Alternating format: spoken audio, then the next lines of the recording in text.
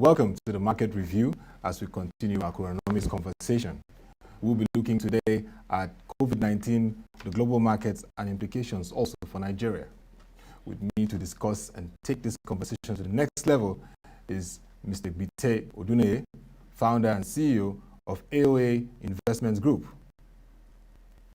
And also continuing with me here in the studio is Mr. Bosun Omofaye, CEO Frontier Africa Reports. Nice to have you. Thank you so much. So, yes. So, Mr. Gbite, how are you doing today, and how is the UK? You're receiving this call in UK.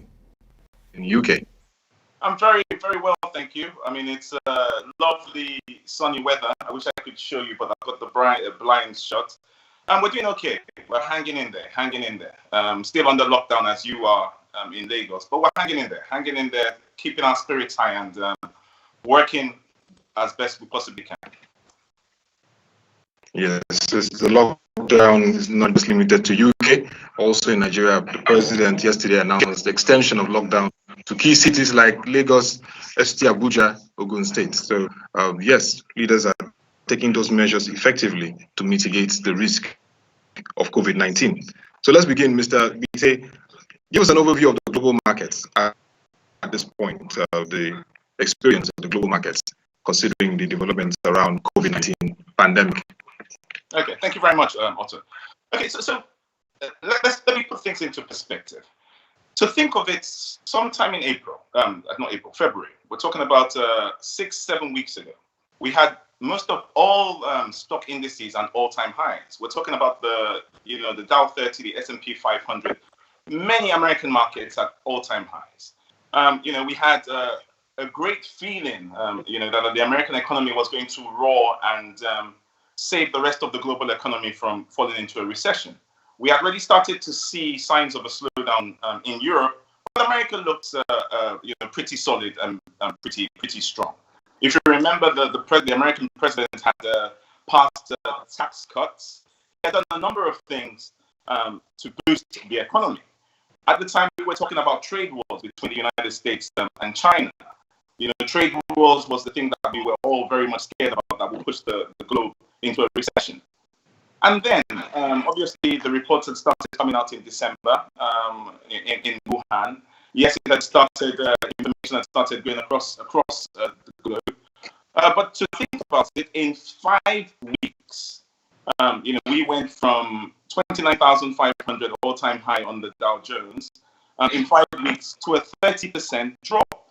We dropped 30% in 5 weeks.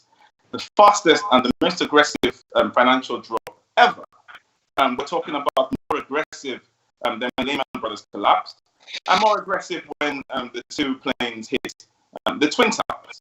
Since then, we've had, obviously, the Federal Reserve has reacted, slashed interest rates to, arguably all-time lows, have offered, 4 weeks ago, 2.1 trillion to put into the American economy, and an additional 2.3 trillion into the economy. So we're talking about unprecedented times. We have governments, countries, Britain, Germany, Spain, Italy, closing down their borders, closing down like they were shops, closing down to contain this virus. We've started to see trickles of the damage that the virus is causing. All-time highs again in 2008 when we had that recession. On jobless numbers in the United States were, I think it's about 200,000. We saw 16.6 million unemployed. We're looking at 1 in 4, arguably 1 in 4, 1 in 5 Americans unemployed as a result of the virus. Now, one of the things that has been most unsettling is the speed in which this has happened. Unprecedented. The speed in which sort of like the globe and the world has shut down. So that's where we're coming from. That's what has happened. Where are we today? The numbers are massive. The amounts of people that are dying, America has started recording the highest, above 2,000 a day.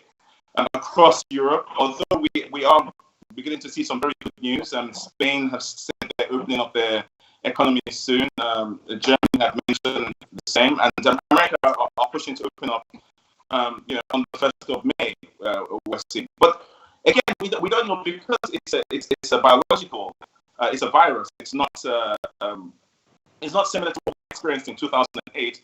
We can't tell. We don't know if this opening up of the economy, if it's the right thing to do, if it's the right time to do it. But at the same time, a number of people have also suggested that the virus should not stop life completely. That we will completely destroy our economies if we stay shut.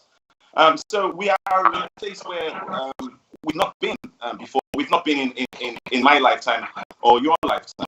I would not like to say that the governments are making it up as we go along, but there's a very, very high part of this, which is, of course, it's trial and error backed by what the medical professionals are telling us, but it has just given rise to uncertainty like we've not seen in a while. I mean, global markets are on their knees. Credit has not yet completely seized, but we can see that happening. The Federal Reserve is introducing a lot of measures to avoid liquidity dry up. We also had the problem with oil. Of course, that's been they've discussed and resolved things yesterday, but we still haven't seen the sort of bounce in the oil price we expected to see as a result of Russia and Saudi Arabia making up. So it's just a concussion of absolutely terrible economic news, which has given rise to uncertainty that we haven't seen in a while. But let's try our very best to make sense of all this chaos and havoc, and look for ways in which investors and governments can tread to try and ensure that this is not the end of us. Now, when we look at ProShares market updates, we saw that for last week, the global equities market were bullish, as optimism that the curve of new cases of coronavirus may be flattening. Beyond that, expectations that the Saudi-Russia price war would end soon also supported the sentiment, specifically the developments in the US. Doesn't that show a new sign of hope, that silver lining, that things are going to begin to take shape and normalize? Well, Otto, I would, I'm looking at it strictly from the numbers point of view. I'm not being pessimistic or optimistic. I'm just being realistic. Now, yes, it's fantastic news that Russia and Saudi Arabia have started talking. So the slide in oil price should stop. The amount of we're seeing a flattening of the curve, meaning that the amount of people that are contacting the virus are reducing.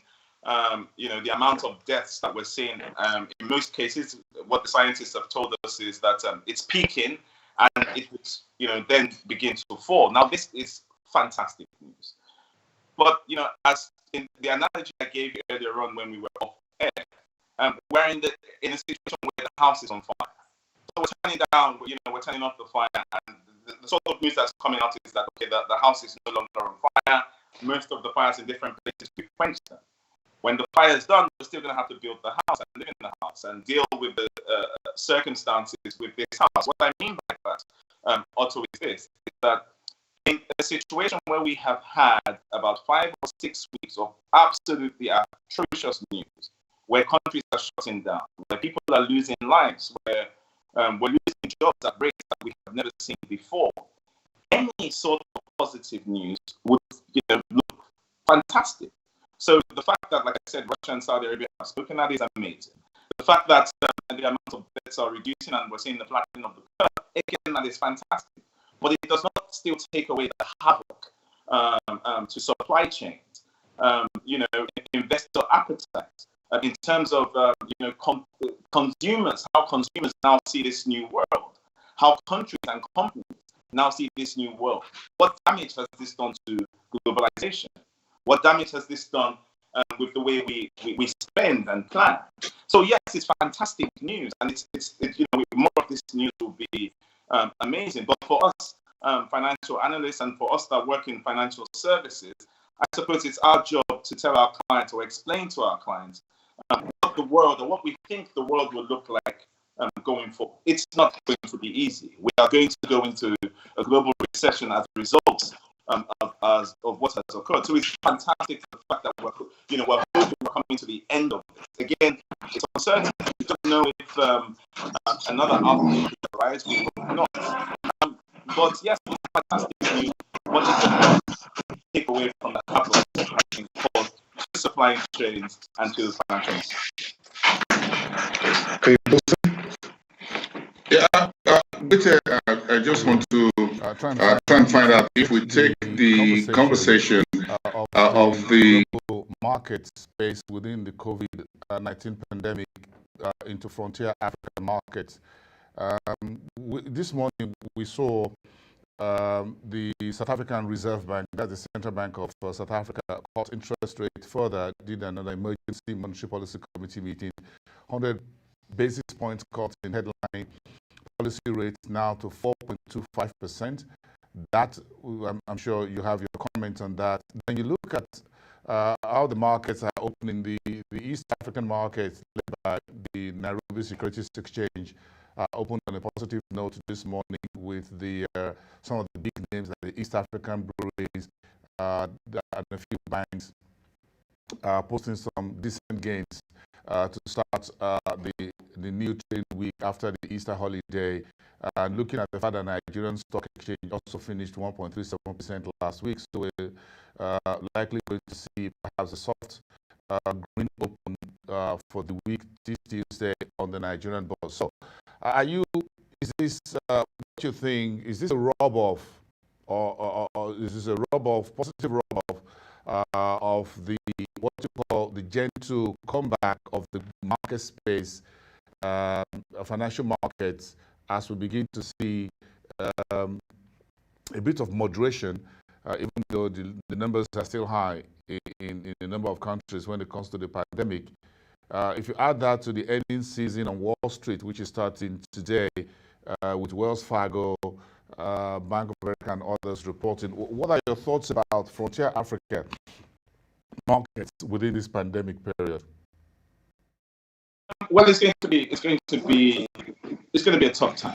Our economies are not diversified enough, so as a result, we are going to a lot of our capital, pretty much most of our capital, comes from the Western Asia. So when they have problems, we have problems. Our economies are not diversified enough to earn revenue from other things. So it's going to be very, very tough for us.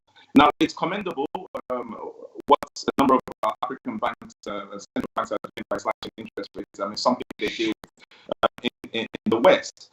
Of course, it's arguable whether slashing interest rates, whether that would stimulate demand. I don't know how it does stimulate demand, but it does give confidence, because I mean, the markets, financial markets, is about perception. It is about confidence.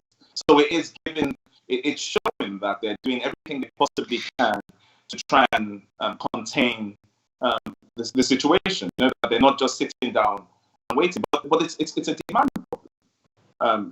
It's a situation where right now, the last 2 weeks we've been locked indoors, and in the case of Nigeria, now we've been locked indoors for another 2 weeks. No matter how much you cut interest rates, that would not stimulate demand.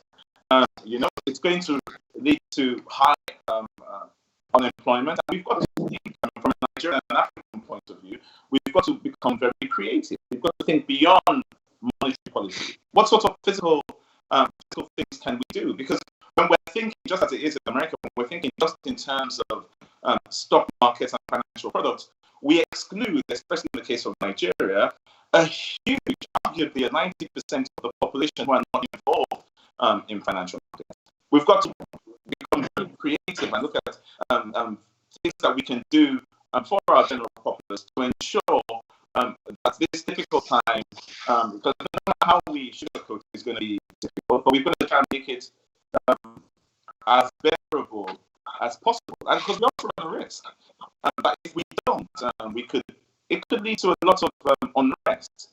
Again, we're not here, and for 1 second, I'm not trying to paint a doom picture, but it's a picture that we need to be aware.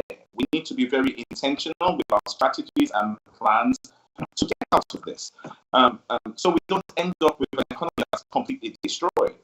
On the flip side of that, I know we're watching a number of videos. My whole team were working remotely from home in Nigeria. We've seen a number of videos coming out where a number of people are in real pain. A number of people are saying they're hungry, and this social distancing has been difficult for them. It is not time for finger pointing. It is not time for APC telling PDP something, or one neighbor telling another neighbor another. This is time for national unity. We do not have a welfare state. We do not have a robust healthcare system. If we have 5% of the sort of contractions we've had in Europe, or 5% of the deaths, it could lead us somewhere that we would really regret seeing. So it's imperative we do all within our power now. We work together, put aside all our differences for another time, and work together to try and contain the virus. But importantly, the smartest and most intelligent minds, which we have them in abundance, come together and work with government to look for strategies in ways in which we can protect our economy and ensure it is not destroyed by this virus.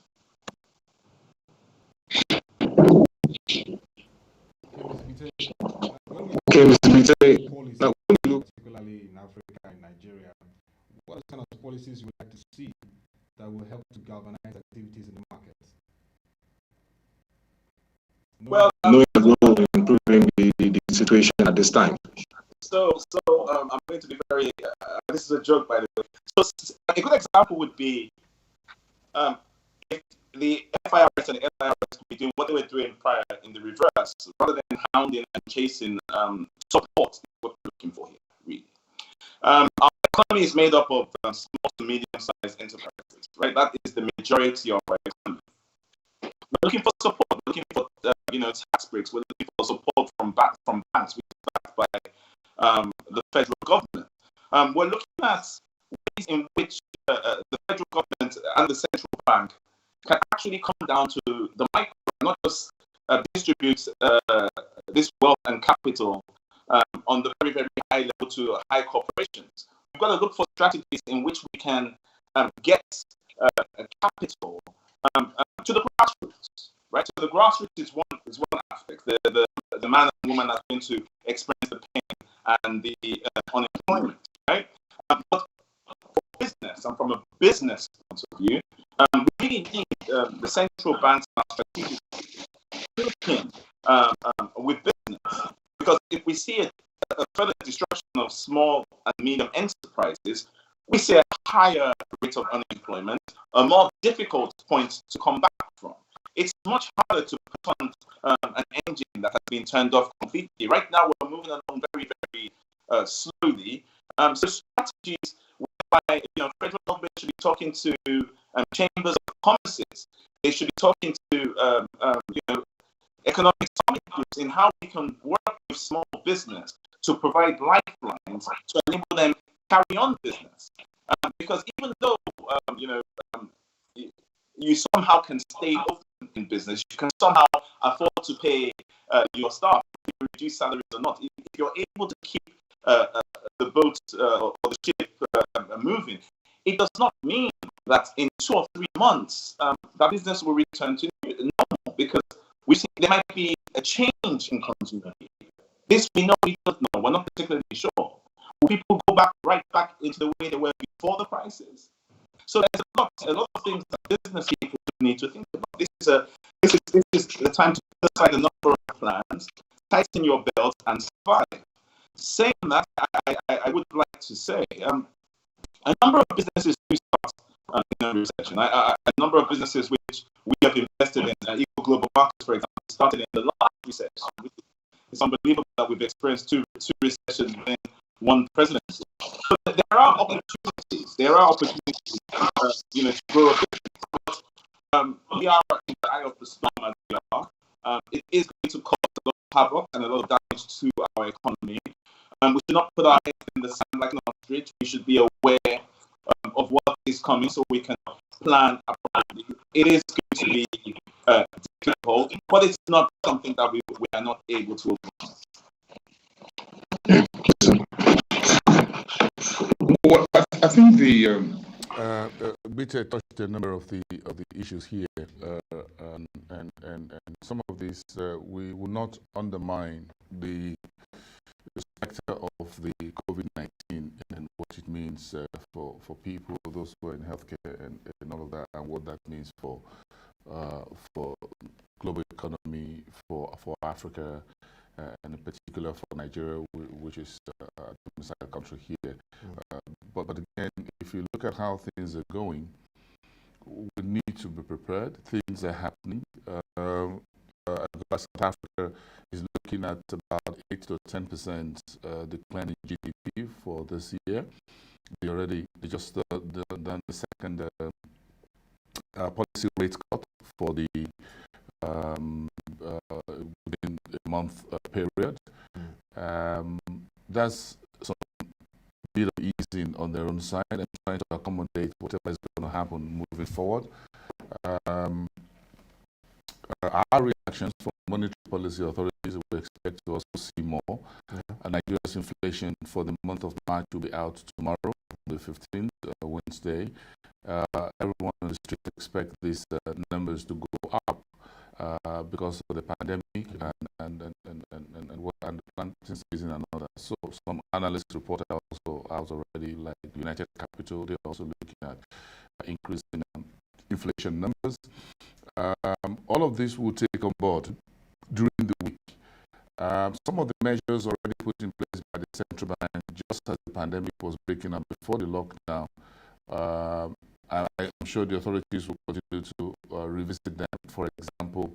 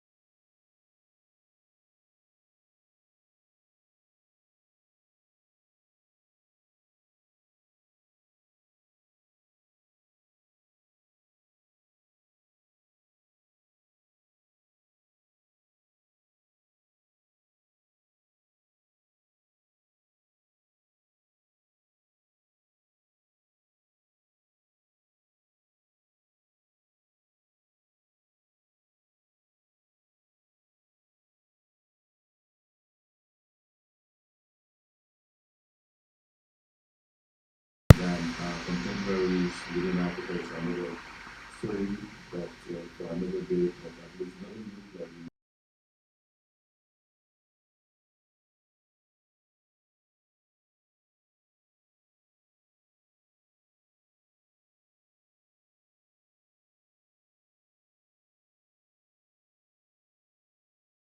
time, from what we learned last from Nigeria's finance minister was reported in the media, in local press, was that Nigeria is asking for full reserves that we have with the IMF.